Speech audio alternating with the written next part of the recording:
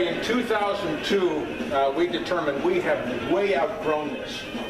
We just didn't have enough storage and winemaking. So we built what we're going into in 2002 with the understanding it was the biggest we would ever need. We were wrong. Which is nice.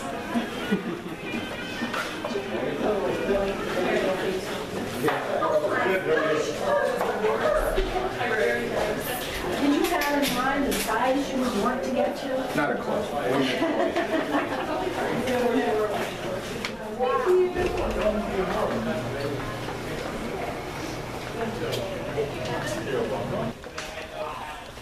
Now, Kevin said you made wine in Virginia before. He really makes wine. Huh? In little glass containers. No, that's what I was going to say. Do you use sort of the same ideas or Yes and no. recipes?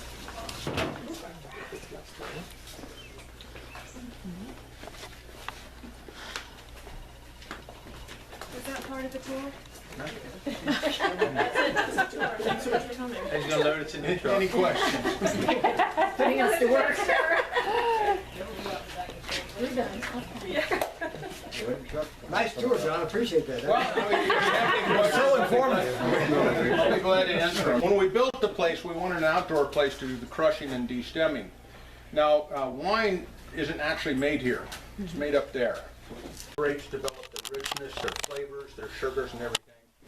And that's what we have to work with. So we take extra special care of grapes. And when you hear winemakers, they talk about grape quality, grape flavor, tannins, acids, etc. When we bring the grapes in from the field, the first machine they meet, there's one right over there, that kind of boxy looking thing. What happens is the grapes, if we're making a white grape, the grapes go into that. It picks the grapes off the stems. The stems get kicked off to the side. We put those in a compost pile, and then it mashes the grapes into a pulp. If we're making a red wine, we pump it straight into a tank in here. Anyway, from the crusher destemmer, it goes into that thing right behind raw, and that's a press. That will hold about a ton or two of the grape pulp. And on the inside is a membrane on half of the circumference. And then what it does is it presses the juice out of the grapes. The juice falls down into the collection pan underneath, and then from there we pump it to a tank. Now that's with the whites. That's the second step for the whites. For the reds, we actually put it in there after it's fermented, because we ferment reds on the skin. And the reason we do that is because all of the color in a red grape is in the skin. If you ever go to the Giant and pick a red grape and break it open, you'll notice two things. You'll notice that the inside pulp is kind of a greenish color. And then the second thing you'll notice is the produce manager. Anyway, all that's done out here. Okay? Now we're going back in.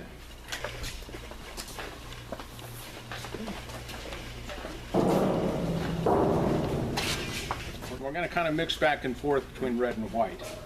With the white grapes, after we've extracted the juice, we'll pump it into one of the stainless steel tanks. We may have to adjust it for sugar level because we're in Pennsylvania. Sugar is measured in bricks, B-R-I-X, just a measure of a unit of measure. And in Pennsylvania, we typically get 19, 20 degrees bricks.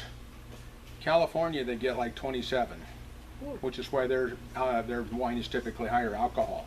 So we may do what we call chaptalize, which is a fancy term that means add sugar, so that we can get higher alcohol. If you have a low alcohol wine, it's thin.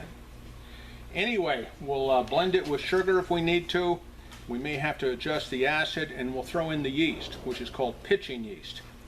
And then in a couple days it starts fermenting. One of the most wonderful smells in the world if you're into wine. It's yeast and all these different flavors that are coming off of the fermentation. In the red wine, we will typically put the crushed up grapes after the crusher destemmer into a tank like that one, or a big open cube. Now you'll notice that has a floating top lid, as does this. And what that allows us to do, because the skins and the pulp are lighter than the liquid, it rises to the top. So what we have to do is it'll literally push it down so that the liquid comes over the grape skins and picks up the color, or do a pump over. And what we'll do is we'll hook a hose down to that bottom valve up to a pump, we'll bring it over, and we'll just thoroughly soak the top. We do that about twice a day until we're happy with the color. Of course, with the red grapes, after we have the color, we'll send it back to the press to extract the juice. What happens is, after, depending on the grape, anywhere between 6 months and 2 years later, we can bottle it. Again, depends on the grape. If it's an American grape, we can bottle it in 6 months. If it's a hybrid, something that's typically going to be your current or your classic European wines, it takes longer because it has to mellow. We call that aging. To give you kind of the idea of our growth, this one tank represents our first year's production. Our winemaker, Michael, just bought 6 new tanks this size. That's how big we've grown. You can see we don't have enough storage. So we're battling the storage problem. We have outgrown this, and we're very pleased with that. Now I'm going to take you into the bottling room, which is probably the most fun part, especially if it's operating. But let's go this way. One of the things I failed to mention about tanks, and we have about half of them that are what we call jacketed, which is just an additional layer of stainless steel that envelops the outside of the tank, maybe that thick, and we can run chilled glycol through it. And we can chill the wine down to about 32 degrees. And we do that to cold stabilize it. Very often you might find a bottle of wine that's got crystals in it. That's not glass, it's not harmful. It's called wine crystals. And it's a form of tartaric acid. Same thing you make cream of tartar out of. We want to get that out because we're Americans and we don't want no stinking crystals in our wine. Europeans consider it a sign of quality. So we will do that.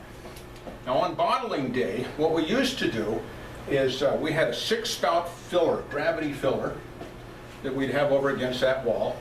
And then we'd have what we call a corker, which was foot operated. So we'd have 6 bottles going at a time filling, and then that guy would take them off, hand them to the corker, who would put it down, step on a pedal, it would get corked, put it in a box.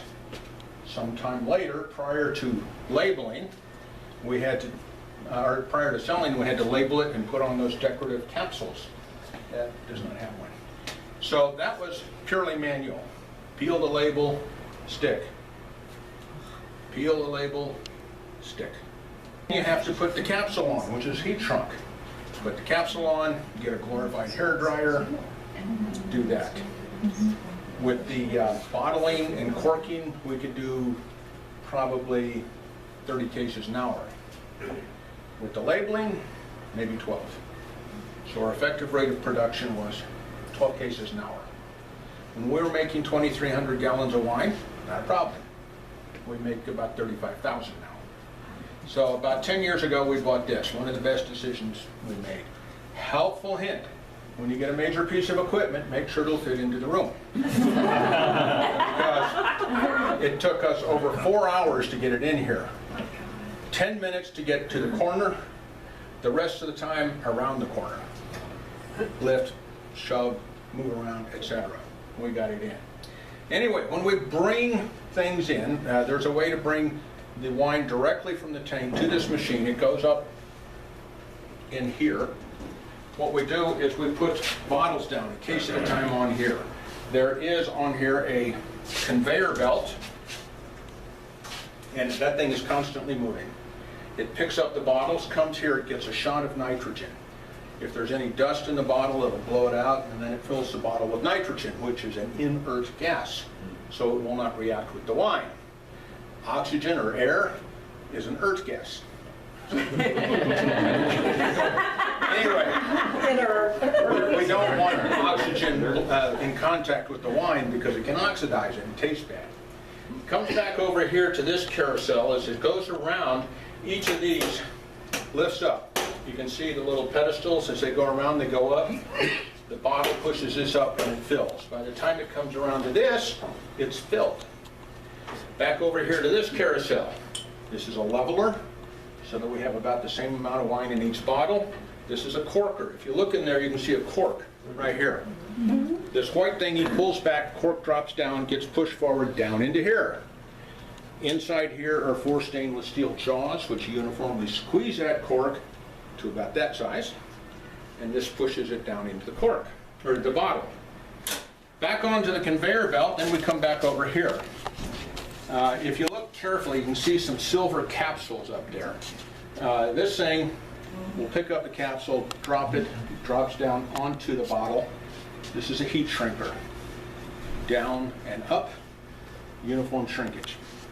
And then back over to here, this is where the label's applied.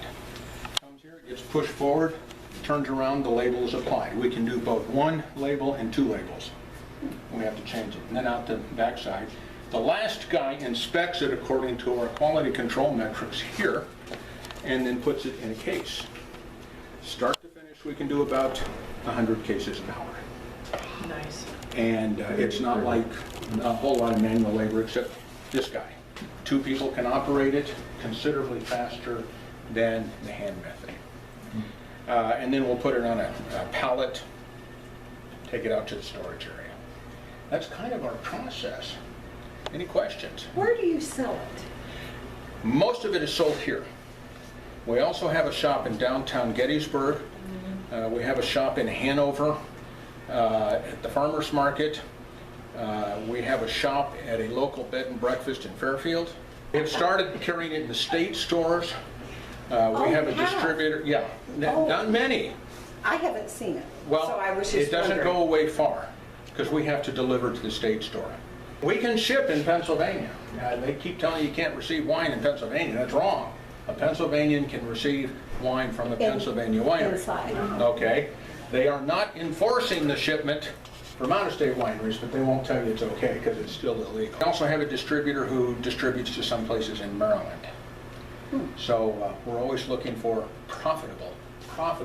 Okay? Are the state stores profitable? Not at very, not much. Probably not. We are not allowed to sell the wine for less than the state store charges, and they have a built-in profit, so we're selling it to them just a shade over cost.